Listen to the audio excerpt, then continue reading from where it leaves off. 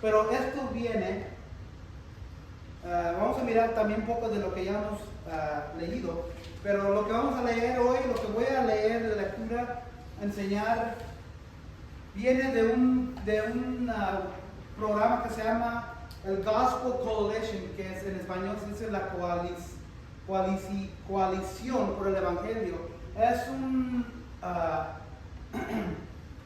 un programa que enseña sobre cosas cristianas de la palabra de Dios, y esto fue escrito por ellos y está bien enfocado y detallado en qué es la cena del Señor. Y hoy vamos a aprender. Si quieren seguir, leer conmigo, o me pueden escuchar, eso es para ustedes, para llevar. Antes de tomar la cena, antes de tomar el pan o la galletita y la copa, so today we're doing the Lord's Supper. Today we're doing what we call communion.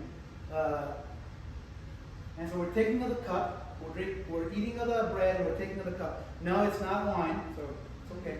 It's just wine, it's grape juice. And so that's what we're doing today. It's a different program for today. La cena del Señor. Padre Celestial, te pedimos que tu Espíritu esté con nosotros aquí en este momento. Que obre las palabras de que están escritas aquí, y para que tener un mejor entendimiento del mandamiento que tú nos das de honrar y practicar lo que Jesús nos dio en sus últimas palabras. Porque estas fueron en mucho sentido una de sus últimas palabras antes de ser matado sobre la cruz de Calvario. Entonces, si Él tomó el tiempo de grabar o decirle a sus discípulos estas palabras en sus últimos momentos en esta tierra, antes de que fuera a la cruz, ha de ser importante, Señor. Te pedimos que mores con nosotros en esta hora, en el nombre de Cristo. Amén. La cena del Señor. ¿Qué es la cena del Señor? A ver, una definición. La cena del Señor es una de las dos ordenanzas, o también otra palabra sería sacramentos de la iglesia, y que fue instituida por Jesús para conmemorar su muerte, simbolizar el nuevo pacto, señalar la comunión de un pueblo redimido, reunido en su mesa, y anticipar el banquete mesiánico que está por venir. Entonces, cuando decimos ordenancias o sacramentos, ¿han escuchado esa palabra? Ordenancias o sacramentos. Hoy voy a hablar mucho de la Iglesia Católica. ¿Así va a ser? La Iglesia Católica tiene 7 sacramentos. 5 de esos sacramentos no son bíblicos, porque no se encuentran en ninguna manera, en ningún lado en la Biblia, en ninguna palabra, en la palabra de Dios. Pero lo que sí está grabado son los 2 sacramentos que nosotros aquí, como IBER, Iglesia Bíblica Reino, una iglesia saludable que predica la palabra de Dios, honra. Los 2 sacramentos, y esto es uno de ellos, la cena del Señor. ¿Cuál es la otra? ¿Cuál es el otro sacramento? A ver, ¿quién puede adivinar? Una es la Santa Cena, y el otro es algo que ambos ustedes ya han estado sumergidos, el bautismo. Este es el otro sacramento. El bautismo es uno, y la otra es la Santa Cena o la Cena del Señor. Hay varios términos: la Cena del Señor, la Santa Cena, comunión. Esa es la definición de la Santa Cena, uno de los sacramentos que la iglesia, que Jesús instituyó en conmemorar su muerte, y simboliza un nuevo pacto. ¿Qué es un pacto? Un acuerdo, ¿verdad? Como un contrato, un pacto. Hemos hablado de pactos aquí en la iglesia en los miércoles de la noche. Un pacto es algo que es un acuerdo donde 2 personas, o quizás en una persona, en este ejemplo sería Dios, que firma. ¿Y quién firmó con su sangre este pacto? Jesucristo. Jesús. Simboliza un nuevo pacto. Entonces, si ese es un nuevo pacto, ha de haber habido un ¿qué? Si este es un nuevo pacto que Jesús instituyó en los últimos momentos antes de morir, en la Santa Cena que hizo con sus discípulos, esto fue un nuevo pacto, eso significa que había un que antes, un pacto viejo, ¿verdad? Y vamos a hablar un poco de eso. Sumario: la Cena del Señor tiene sus raíces simbólicas en la Cena Pascual del Éxodo. Regresamos a Éxodo. Fue instituida por Jesús en el momento de su última cena con sus discípulos. El pan y el vino señalan su cuerpo, su partido y su sangre derramada en la cruz. Y son los símbolos definitivos del nuevo pacto en Cristo. El debate sobre el significado de la cena fue un punto central de división en la época de la Reforma. Y aquí estoy usando una palabra, reforma. ¿De qué estoy hablando cuando digo la Reforma? La Iglesia Católica existió de alrededor de 400, 500 después de Dios hasta 1500 después de Dios. En 1500 y algo hubo un monje llamado Martín Lutero. Y este Lutero era un monje católico. ¿Quién no sabe de Lutero? Lutero era un monje católico. Y él fue a la iglesia católica y dijo, porque lo que estaba sucediendo en esos días, no había iglesia como nosotros hoy, no había iglesias cristianas, era puro catolicismo. Lo que hizo Martín Lutero es que vio que la iglesia católica romana en Roma estaba pidiendo indulgencias. ¿Quién sabe de indulgencias? ¿Han escuchado esa palabra? Indulgencias es, do you know what it is, Ben?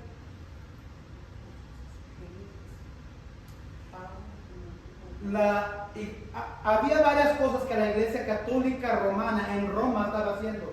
Estaba pidiéndole a las iglesias locales católicas de otros territorios, de otros países, de otras tierras, que dieran dinero a la iglesia principal. ¿Todavía se escucha hoy algo similar? Y también le estaba diciendo a las iglesias locales, estaba diciendo a todos los sacerdotes, las indulgencias eran pagos dados a la iglesia que decía que si tu ser querido ha muerto, si pagas una indulgencia, si esa persona va al infierno de principio, cuando tú pagas dinero, después de tanto, el sacerdote tiene la autoridad de decir cuánto tiempo dura en el infierno. Ya después de pagar tanto dinero, tanta indulgencia, sale del infierno y es llevado al cielo. Esa es una indulgencia. Eso es lo que la iglesia católica todavía hace. Martín Lutero dijo que eso no es justo. Él estaba más preocupado por el dinero que la iglesia católica romana en Roma estaba pidiendo a las iglesias católicas locales por enviar dinero para que edificaran el catedral de Pedro en Roma. Y él se enfrentó con la iglesia católica, y lo que se le dice que él clavó 95 tesis en la puerta de la iglesia católica, demandando que cambiara. No quería separarse de la iglesia católica, él quería reformar la iglesia católica.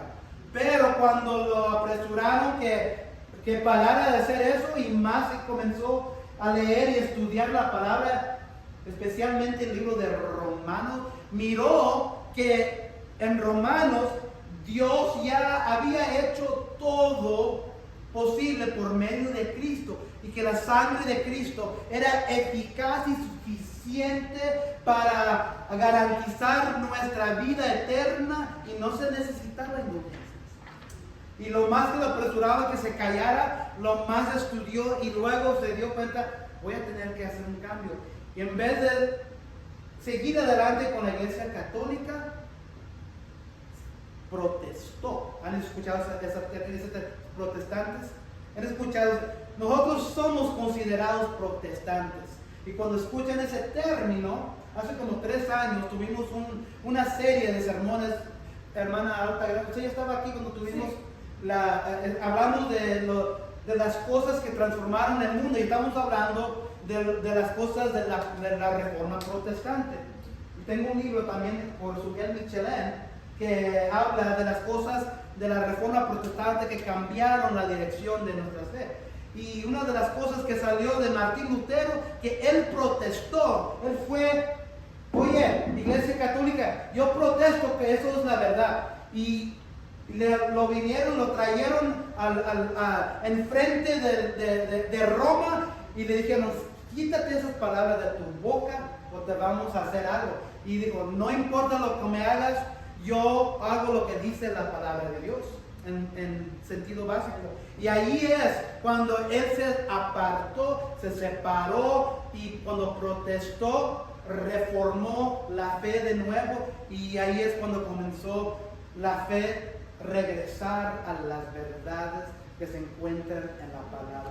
Entonces, no iba a hablar de nada de esto, pero yo sé que en muchos sentidos nosotros todavía somos nuevos a la fe, y escuchan palabras y no entienden, cantan palabras y canciones. Protestante significa que venimos de la raíz donde Martín Lutero protestó o argumentó contra la Iglesia Católica y reformó la fe, que salió de la fe católica. Entonces, cuando escuchan los reformados, los protestantes, es lo mismo que los cristianos o la iglesia, como nosotros somos iglesia bíblica, pero caemos bajo eso, reformados, protestantes, cristianos, es lo mismo. ¿Cuál otra? Aleluya. Eso. Y lo dicen con odio. Es un protestante, es un reformado. Sabemos que cuando digan esto, que lo que lo están diciendo son muchas veces los católicos. No iba a ir por eso, pero ahí era donde las raíces de la cena vino. Y vamos a hablar un poco, porque mucho de lo que estaba diciendo Martín Lutero, y estaba diciendo a la iglesia: ¿por qué hacen eso con la Santa Cena? ¿Por qué hacen eso con la copa, con el pan? Puras barbaridades. Vamos a ver más.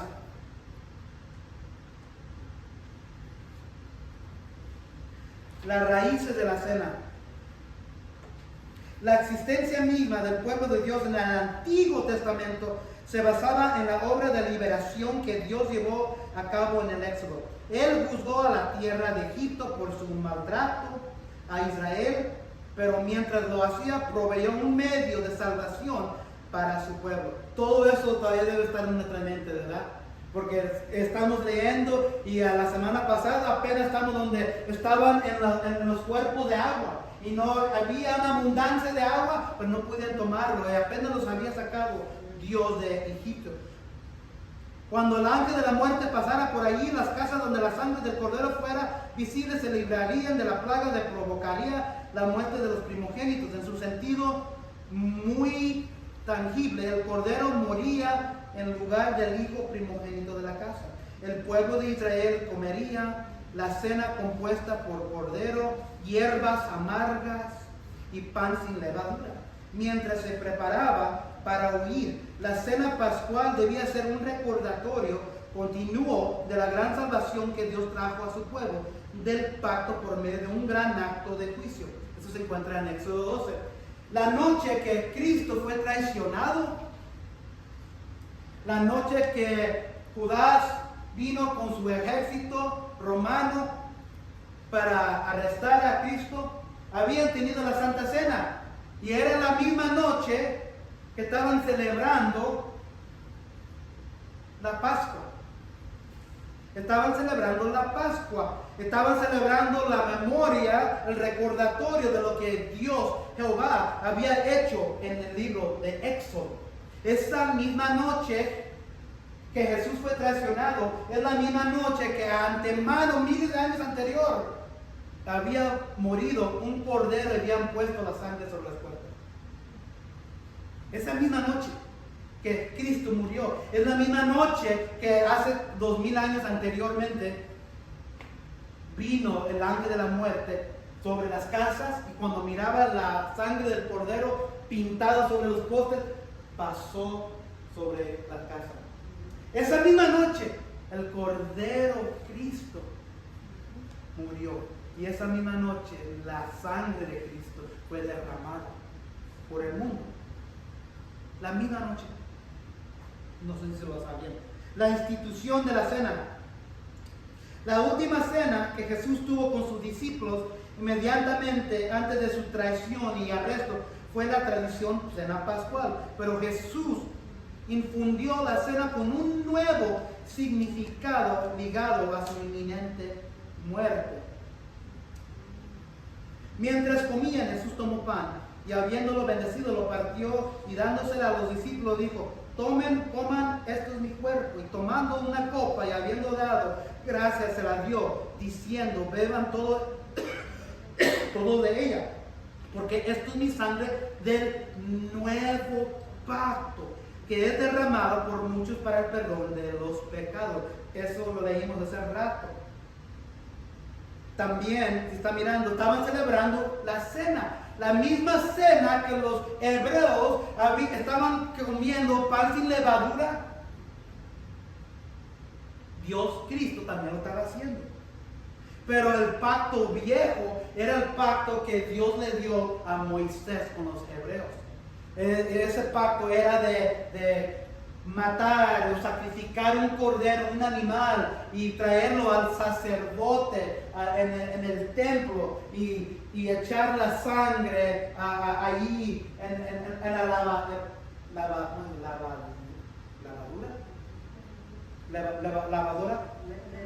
levadura. Ese era el pacto viejo. Pero ahora viene un cordero en Cristo y Él instituye un pacto nuevo. Jesús asoció de manera simbólica el pan y el vino con su cuerpo, que pronto sería partido, y su sangre que en breve sería derramada. La sangre es ahora la sangre del pacto, el nuevo pacto que Jesús instituiría mediante su muerte y resurrección. Al igual que la cena pascual servía como cena fundacional del antiguo pacto, que se realizó justo antes del acto salvador fundacional del pacto, el éxodo de Egipto, la cena del Señor era la cena fundacional del nuevo pacto, que tomó lugar justo antes de la obra salvadora que Jesús realizaría en la cruz. Así como la cena pascual servía como recordatorio de la redención que el Señor logró para su pueblo al sacarlo de la esclavitud en Egipto, la cena del Señor se convierte en un poderoso recordatorio de la redención que el Señor Jesús logró para su pueblo y liberarnos de la esclavitud del pecado. Esta cena es pues el símbolo fundacional y duradero del nuevo pacto en Cristo. ¿Se acuerdan la noche en Egipto que Jehová le dio instrucciones a Moisés y le dijo que hagan pan, pero háganlo sin levadura, y maten el cordero perfecto y pinten las postes y coman esta cena? Esto era el pacto, esta es la cena que ellos, y luego de ese momento, luego después le dijo: cuando lleguen a la tierra prometida, que es la tierra de Canaán, cuando entren y conquisten la tierra prometida, quiero que sus hijos, y quiero que comiencen a celebrar, a recordar lo que Dios Jehová hizo por ustedes contra Egipto y en el desierto. Quiero que inicien este pacto y que lo hagan por cada familia, que lo hagan desde aquí en adelante. Y ahí es donde comenzaron a celebrar. Aún hoy todavía los judíos celebran eso, lo celebran.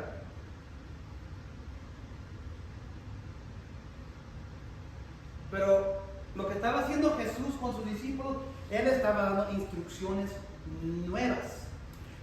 Dios Jehová le dio instrucciones a Moisés para el pacto antiguo con los hebreos. Jesús, Dios, está dando instrucciones para el pacto nuevo, para su pueblo nuevo, que va a redimir por medio de su sangre. El significado de la cena. Las palabras de la institución de Jesús dejan claro que la cena sirve como símbolo del nuevo pacto y como recordatorio de su muerte. 1 Corintios 11, 24, 25.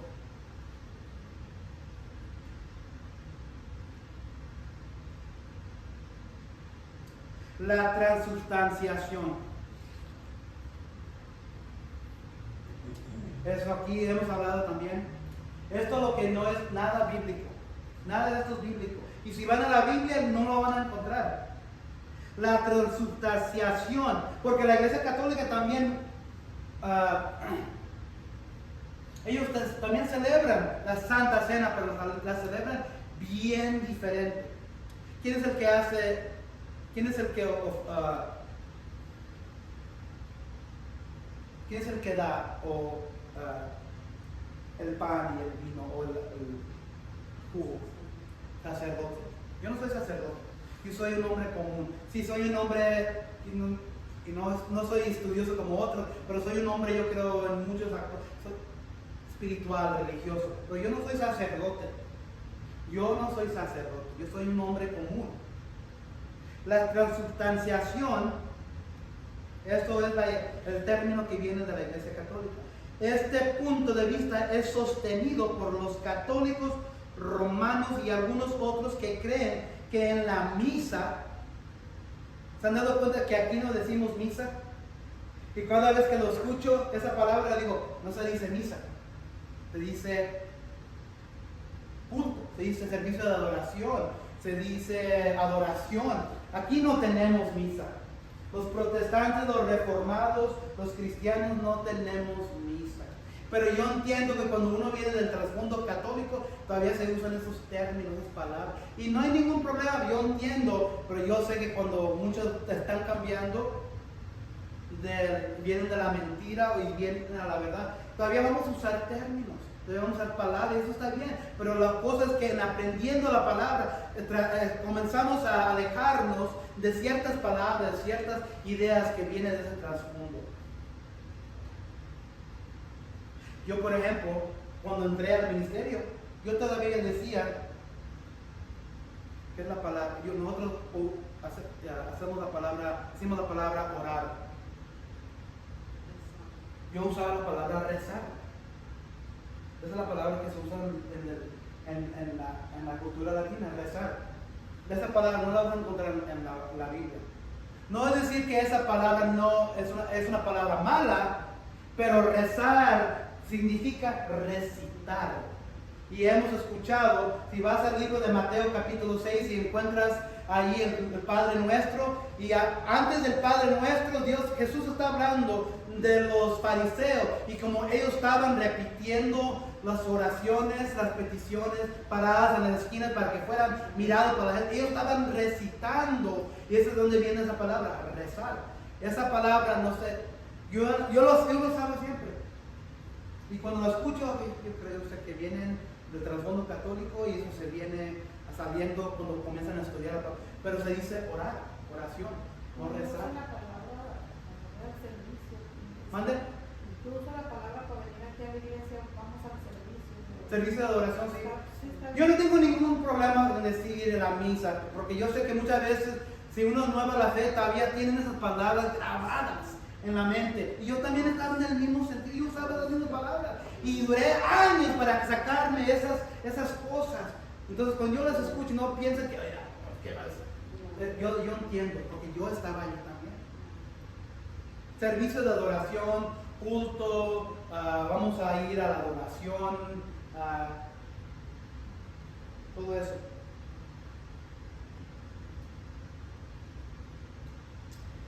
El punto de vista de los católicos es sostenido que creen en la misa, los elementos se convierten. Cuando digo los alimentos, ¿de qué estoy hablando? No tengo aquí el pan y el vino, pero que el pan físico y el vino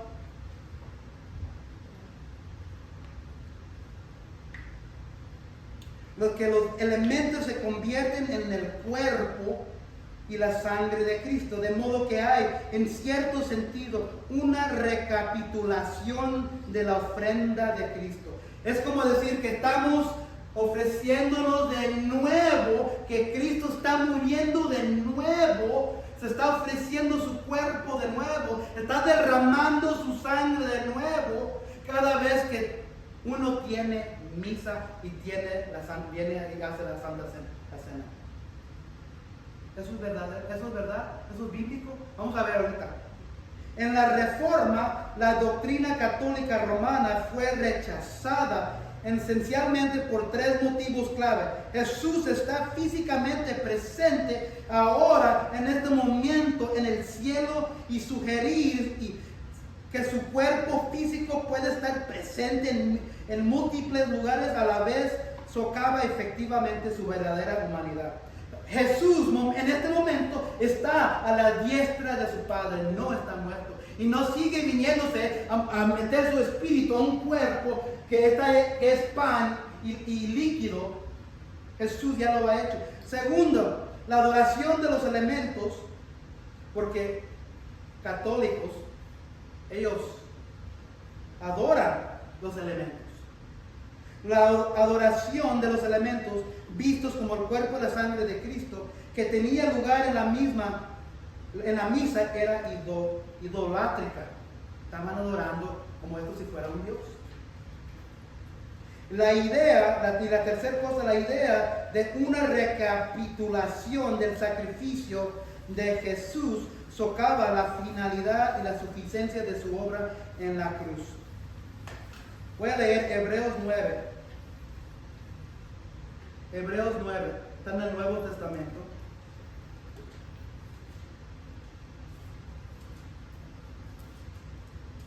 Hebreos 9, 24 a 28. Hebreos 9, 24 a 28. Acuérdense que el catolicismo dice que en una manera supernatural, que Jesús viene y muere de nuevo, su cuerpo es quebrado de nuevo, que no sé cómo lo hace, pero Jesús se mete en este pan que tenemos y que su sangre se mete en el vino o en el jugo de uva. Y cada vez que tenemos misa, ahí está Cristo y Él está muriendo de nuevo. Hebreos 9, 24, 28 dice esto. En efecto, Cristo no entró en un santuario hecho por manos humanas, simple copia del verdadero santuario, sino el cielo mismo, para presentarse ahora ante Dios en favor nuestro. Ni entró en el cielo para ofrecerse vez tras vez. Eso es decir, que Dios no va y regresa al cielo. No entró al cielo para ofrecerse vez tras vez, como entra en el sumo sacerdote en el lugar santísimo cada año con sangre ajena. Si así fuera, Cristo hubiera tenido que sufrir muchas veces desde la creación del mundo. Al contrario, ahora, al final de los tiempos, se ha presentado una sola vez y para siempre a fin de acabar con el pecado mediante el sacrificio de sí mismo. Y así como está establecido que los seres humanos mueran una sola vez y después venga el juicio, también Cristo fue ofrecido en sacrificio una sola vez para quitar los pecados de muchos y aparecerá por segunda vez. Viene una segunda vez, ya no para cargar con pecado alguno, sino para traer salvación a quienes lo esperan. Cristo murió una vez, se fue al cielo. Cristo regresa por segunda vez después de su vida normal, que la vivió.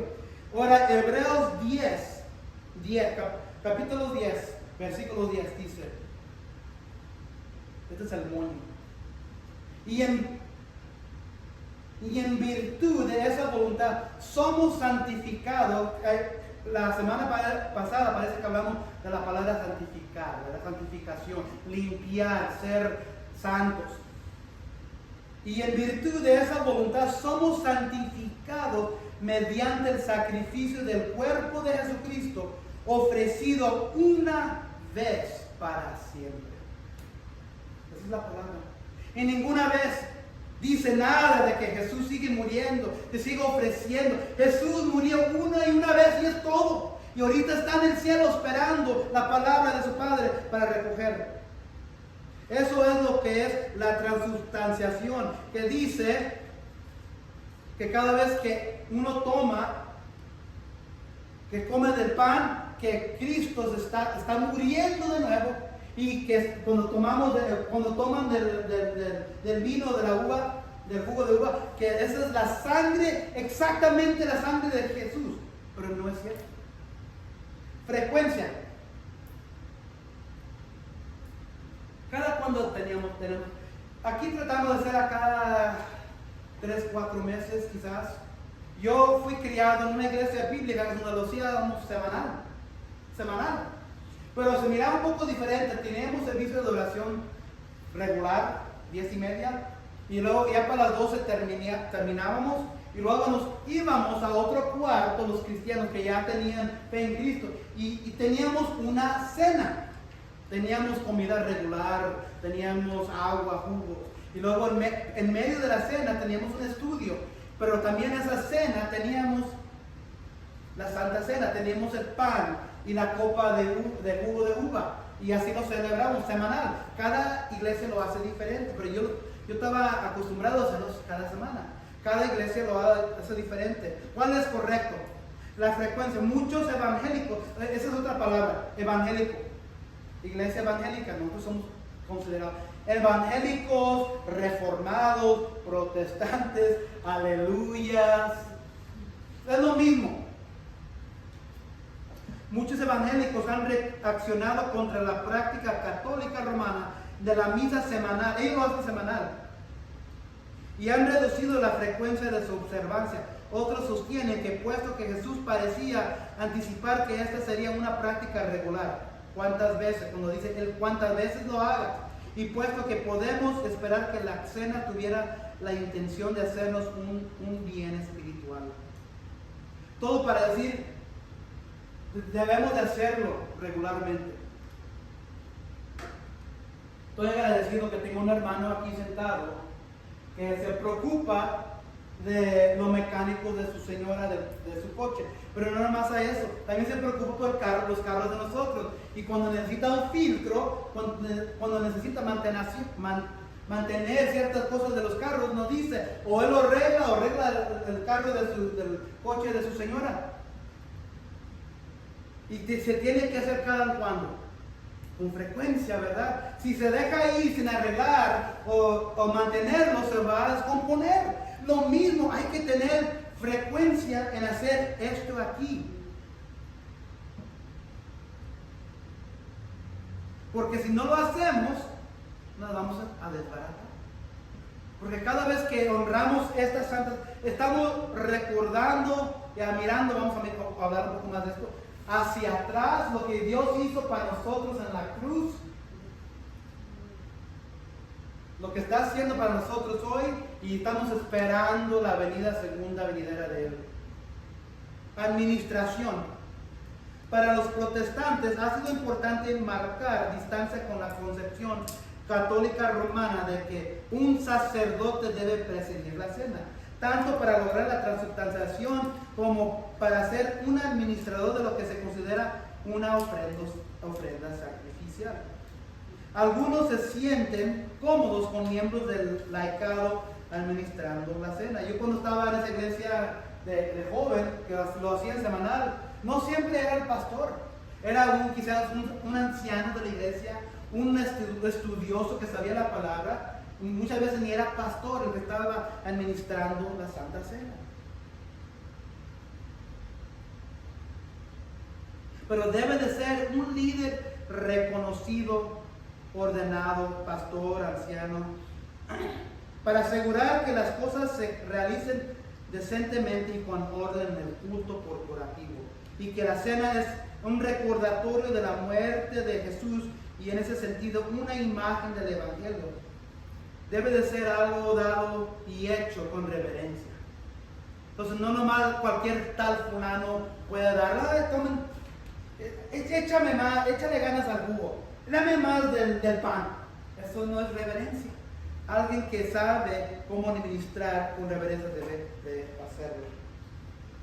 Hay algo llamado el cerco de las mesas que yo apenas también acabo de aprender. El cerco de la mesa. Pablo lanza una advertencia aleccionadora contra la participación en la cena de manera indigna. En 1 Corintios 11, 27, 30, Pablo habla de eso. De manera que el que coma el pan o beba de la copa del Señor indignamente será culpable del cuerpo y de la sangre del Señor. Por tanto, examínese cada uno a sí mismo y entonces coma del pan y beba de la copa. Porque el que come y bebe sin discernir correctamente el cuerpo del Señor, come y bebe juicio para sí. Por esta razón hay muchos débiles y enfermos entre ustedes y muchos duermen. ¿Se acuerdan cuando les dije que yo estaba en una iglesia que lo hacía semanal y nos apartábamos después del servicio en un cuarto aparte? ¿Por qué lo hacíamos? Alguien divine. ¿Por qué nos apartábamos un cuarto? Aquí no lo hemos hecho así porque si uno no puede discernir la razón para hacer esto, quizás no es cristiano. Y entonces dice aquí que si uno come y bebe incorrectamente, trae juicio para esa persona. Por eso razonan muchos de... Entonces, cuando nosotros nos apartábamos de otro cuarto, eran para los cristianos nomás. Porque uno que no es cristiano no debería tomar de la copa y comer del pan, porque no son cristianos. Entonces, cuando Dios dio estas instrucciones, vamos a comenzar con el pueblo hebreo, después de Egipto. Jehová les dio las instrucciones a Moisés, a los hebreos, que era su pueblo, sus escogidos. Jesús, cuando dio instrucciones, se los dio ¿a quién? A sus discípulos, a su gente, a su pueblo, a los que ya eran parte del reino de Dios. Entonces, una persona, yo estoy bien cuidadoso de eso, que una persona no debería tomar de la copa y comer del pan si no es cristiano, porque eso es lo que dice la Biblia. Debe de ser alguien del pueblo de Dios, un cristiano. A luz de esto, es importante que el líder del servicio estimule y anime al creyente a una autoevaluación cuidadosa, al mismo tiempo que deja claro a los creyentes presentes que la cena no es para ellos. Si alguien está en pecado, si alguien está embarrado en cosas que no debe estar embarrado y toma la Santa Cena y está acordándose de lo que Cristo hizo sobre la cruz y lo que, como derramó su sangre y como su cuerpo fue quebrado, y luego de repente toman la cena, le están escupiendo a lo que Dios hizo, porque están limpios, se van a regresar a la vida que está. Eso es traer juicio a sí mismo. ¿Y dónde mirar durante la cena? Las escrituras nos animan a mirar en varias direcciones con los ojos de la fe mientras compartimos la cena del Señor. En primer lugar, debemos mirar hacia atrás con gratitud a Jesús y su muerte en la cruz, lo que dice 1 Corintios.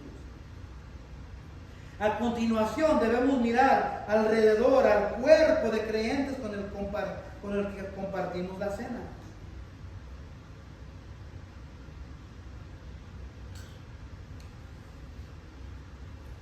También miramos al cielo, donde Cristo resucitado y ascendido intercede por nosotros como nuestro gran sumo sacerdote. Por último, miramos al futuro, esperando el día en que Jesús regrese. La celebración de la cena sirve como un anuncio de la muerte de Jesús que anticipa su regreso. El propio Jesús, cuando instituyó la cena, la comió en anticipación del futuro. La realización final del plan de salvación de Dios se ha asociado durante mucho tiempo con la promesa de un gran banquete que se lee en Isaías 25:6 y en Apocalipsis 19:9. La cena del Señor sirve como anticipo de ese gran banquete, al tiempo que nos recuerda el único fundamento de nuestra esperanza de participar en el plan. Eso es la cena del Señor.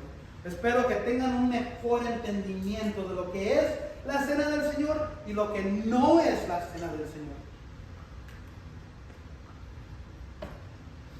Y como dije, y como no dije yo, como dice la palabra de Dios, hay que cuidadosamente autoevaluar nuestros corazones si deberíamos tomar esto o no.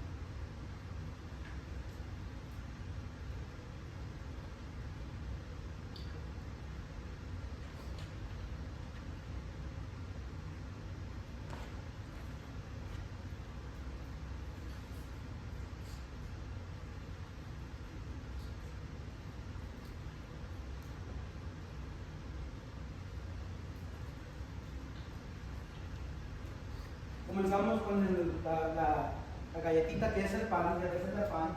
The way to do is be careful. There's a little plastic, thin, clear thing on it. Take that off first. If you take the whole one at the bottom, you'll spray all that juice on you.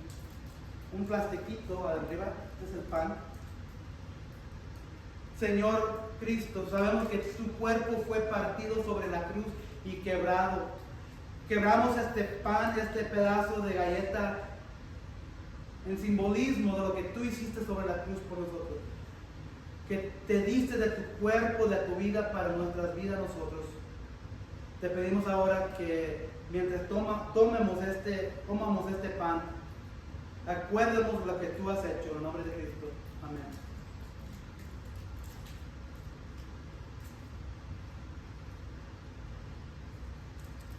Ahora, now there's a little aluminum, pedacito de, cuidadosamente tómalo porque se le va a brincar, se lo hacen bien fácil. No tienes que quitarlo todo. Esta copita de jugo de uva simboliza la sangre de Cristo que fue derramada para cada uno de nosotros. Lo tomamos en el nombre de Cristo. Amén.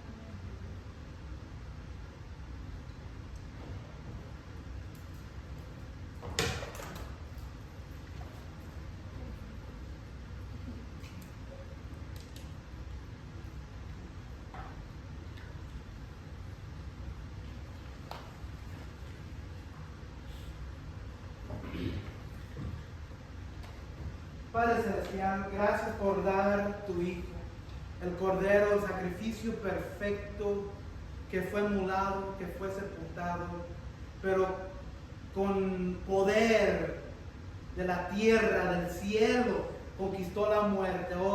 Oh muerte, ¿dónde está tu aguijón, Señor? Te pedimos que sigamos adelante observando lo que Dios ha hecho en nuestras vidas y lo que sigue de haciendo de nuestras vidas. Te pedimos que vayas a nosotros. En nombre de Cristo te pedimos todo esto. Amén.